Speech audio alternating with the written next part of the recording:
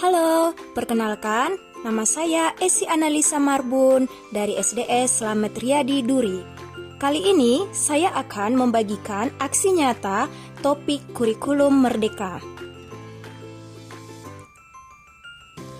Apa itu kurikulum? Kurikulum adalah keseluruhan pengalaman belajar murid dari awal sampai akhir. Kurikulum juga sebagai jantung pendidikan yang dinamis dan harus selalu berubah sesuai dengan perkembangan zaman. Lalu, mengapa kurikulum perlu diubah? Kurikulum perlu diubah karena kebutuhan pengalaman dan kepentingan murid sudah meningkat sesuai dengan perkembangan zaman saat ini, sehingga kurikulum juga harus berubah. Nah, mengapa sih kurikulum perlu diadaptasi? Yang pertama, karena keadaan sekolah yang berbeda-beda. Kedua, karena murid juga berbeda-beda. Ketiga, pembelajaran untuk masing-masing murid juga tak sama. Dan keempat, lingkungan serta ekosistem sekolah juga berbeda-beda, serta perubahan juga terus terjadi di sekitar kita.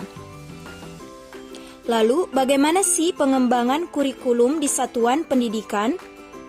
Pengembangan kurikulum di satuan pendidikan harus terus di-upgrade sesuai dengan kebutuhan. Nah, apa saja yang perlu kita upgrade dalam kurikulum di satuan pendidikan? Yang pertama, visi, misi, dan tujuan sekolah.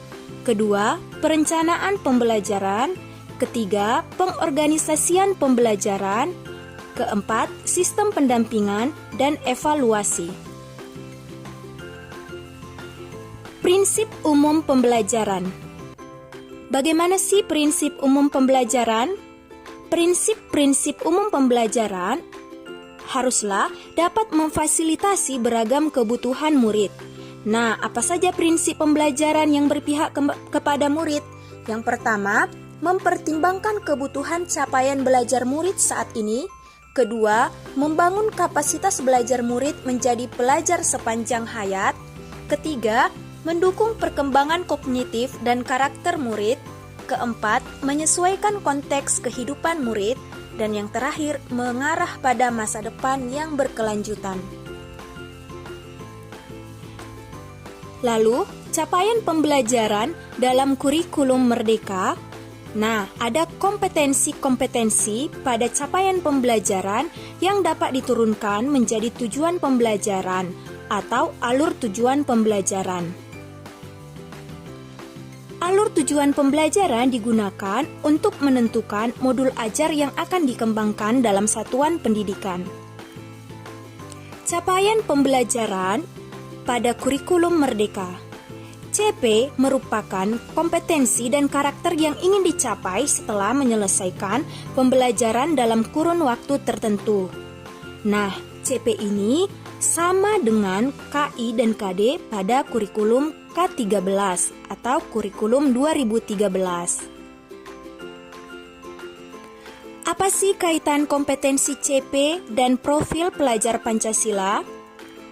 Profil pelajar Pancasila adalah menggambarkan karakteristik pelajar yang diharapkan akan terbangun seiring dengan perkembangan dan kemajuan proses pendidikan setiap individu.